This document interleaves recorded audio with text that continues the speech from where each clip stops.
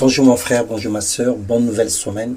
Nous glorifions Dieu pour son amour et sa fidélité et nous saluons sa présence ce matin. Merci pour ses bontés qu'il a renouvelées pour nous. Merci pour la vie.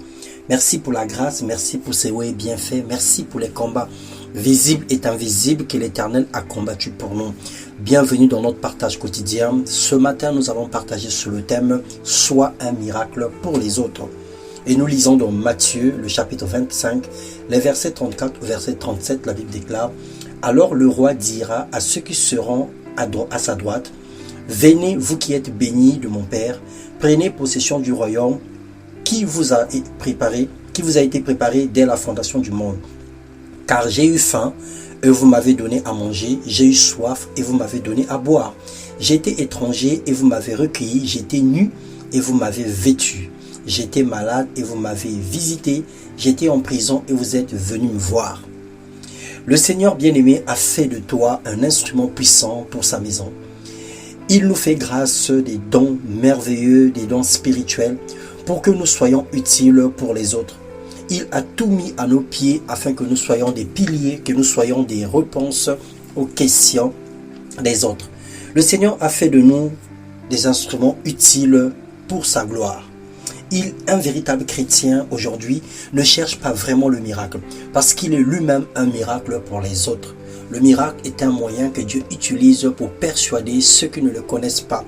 Mais toi qui as été sauvé, qui as été racheté au prix de la vie de Jésus-Christ à la croix, tu es un miracle. Alors c'est à toi de présenter ce miracle à ceux qui ne le savent pas et à ceux qui n'en voient pas. Matthieu 25, le verset 45, la Bible dit, il leur répondra.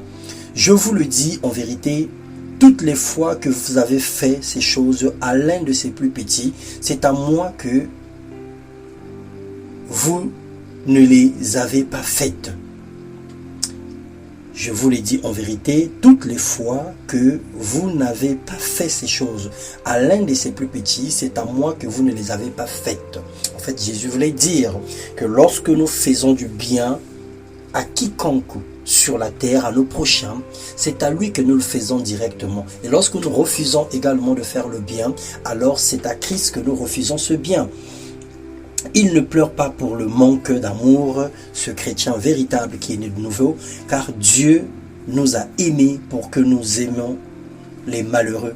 Il nous a guéris pour que nous prions pour les malades.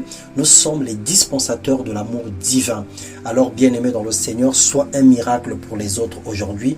Donne sans attendre en retour, aime sans condition, travaille sans relâchement. Ne recherche pas l'approbation des hommes, oublie les merci et les acclamations. Simplifie-toi la vie, marche comme Christ a marché. Fais la volonté de Dieu en quelque sorte et oublie ce que les hommes peuvent dire à ton sujet. Sois un vase d'honneur pour le Seigneur, un ambassadeur pour accueillir, traiter et arranger pour les autres les situations. Dieu réglera pour toi, tu es un miracle pour celui qui a faim, tu es une bénédiction pour celui qui pleure. Hébreux 6:10 nous dit que Dieu n'est pas injuste pour oublier le travail de nos mains, l'amour que nous montrons pour des saints ayant rendu et rendant encore des services.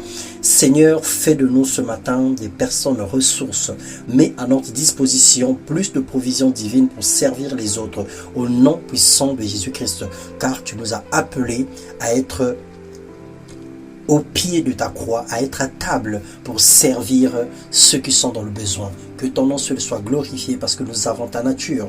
Que ton nom seul soit béni parce que tu nous as transformés par le renouvellement de l'intelligence et de la sagesse. Dans le nom de Jésus-Christ. Amen.